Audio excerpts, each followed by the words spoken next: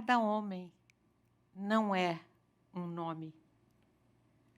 Para ser encontrado, basta um número. Pelo número se sabe o que ganha, gasta e paga em impostos. Mas não é ele. Para ser certificado, basta uma cédula de identidade. Do nome mesmo, só vale a assinatura, até mesmo uma rubrica. Mas ele mesmo, para ser quem é, precisa de uma história.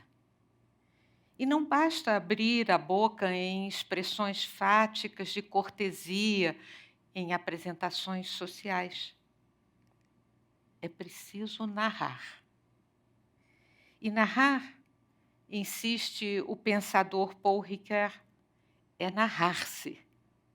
Ninguém conta uma história sem contar-se junto com ela. Pelo direito ou pelo avesso, invisível para si mesmo, há o risco do bordado, que a trama dos fios recobre, embora só o que foi tecido, o texto narrado, fique depois ao olho nu. O texto de cada um é a sua identificação para a vida e depois da morte. A vida não tem rascunho, não tem script. O papel de cada um é intransferível. Mas tem gente que vive de roteiro alheio, empurrada à cena, sem bastidores, sem ensaios. Ensaiar a vida, que é uma história, parece improvável, inexequível mesmo. A psicanálise diz que o brinquedo é uma encenação e uma fantasia, como uma peça no palco do imaginário. De fato, para o grande mistério da vida, só cabem perguntas. As respostas são tantas e diversas que virão uma por vez e dificilmente cabem duas vezes iguais em duas vidas diferentes. Daí que a procura é a parte indispensável. Mesmo que pareça acaso um achado, mas não é. A busca segue mapas de sentimentos, às vezes ininteligíveis, segue valores que alimentam. E isso pode também dar em nada, em becos sem saída.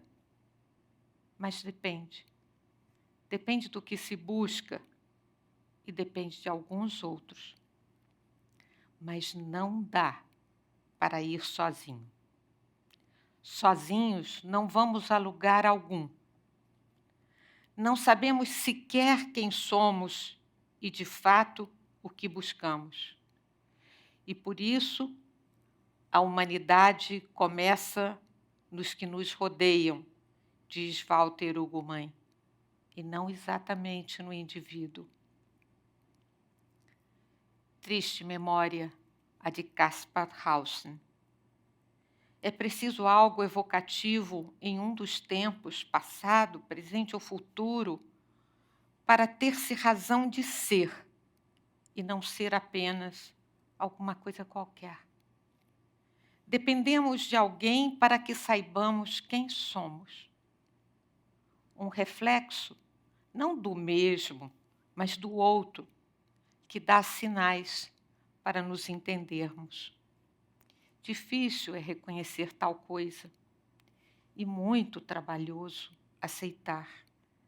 É preciso atenção e esperança, afetos e memória, argumenta Emmanuel Levinas, pensando no que seja a alteridade. Contudo, neste caminho de tantos desencontros, não basta encontrar. Tem gente que encontra e não vê, porque não aprendeu a ler. Ler primeiro, adentrando o mundo, andando por ruas e campos, dizia Michel de Certeau, aprendendo o nome das coisas que é para chamá-las a si e poder dialogar, entrar em sintonia e também ser capaz de dizer não, de rejeitar o que fere e não se pode guardar por desilusão.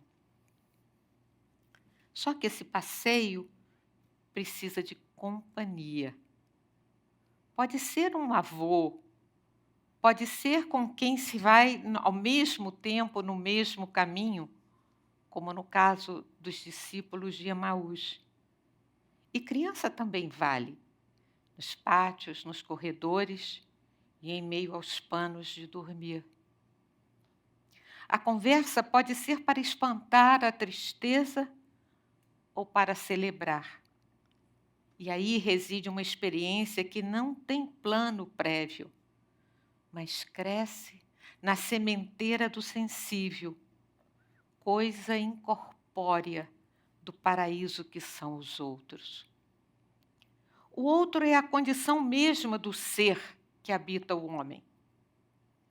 É preciso ir com, até que se saiba ou se descubra o duplo, e fale consigo mesmo, sem ter medo de ser tomado por louco. Não há jeito de ser sozinho para conhecer, aprender e nomear. Nomeado o seu miolo, o mundo fica muito maior, dito por Wittgenstein, e cabem nele muitas coisas belas que passam por simples, mas são complexas, desdobráveis. Ser-se fiel, ter-se respeito, fazer-se o sabido pelo bem do outro, refratável para todos os sentidos e direções. A sabedoria não nasce das letras, mas das palavras que contam histórias, porque perguntam. E seu segredo é inventá-las. Países inteiros de ideias e coisas imagináveis, propunha o senhor Antônio Alves, avô de Walter Hugo Mãe. Contudo, além de ler o mundo na extensão do corpo, há como lê-lo nas lonjuras do tempo e do espaço. Há que buscar as fontes, em textos aparentemente fechados a princípio, mas que esperam pacientes nas prateleiras, abrindo o seu relato de outras vidas possíveis e das impossíveis. Elas trazem um encantamento ou uma chama. Acendem sem lâmpada o entendimento e com a luz dos olhos brilham no escuro em mútua revelação, o que tem algo de pressentido, mas inesperado. Hugo Mãe confirma. As páginas de um livro pulsam, emitem sinais, mesmo quando são equações labirínticas lógicas, adivinhas e dilemas a desvendar. É como sonhar acordado, o jeito de sonhar fora do divã e do travesseiro. Os que amamos e partem, assim como os escritores que nos deixam nas páginas abertas à memória, provocam conversas intermináveis. Não importa quanto tempo as deixemos interrompidas. E vamos acompanhados nas salas vazias de espera, em silêncio absoluto no meio do ruído das cidades, por vozes longínquas, escutadas com os olhos, segundo Eduardo Galeano, sob pena de não aprender o que contam. essa mudança para dentro de si não é fuga, nem tampouco reclusão solitária, como viu um dia Marcel Proust. Ao contrário, são a companhia que renova o dito pelo não dito. Não importa a quantidade de paredes e prateleiras, o acervo é o que se carrega no coração, sede do cérebro e da alma, na concepção somática da religião dos egípcios, cuja biblioteca em Alexandria inflama até hoje o imaginário do Ocidente. Lá está o lugar mais decente para se guardar algo de estimação.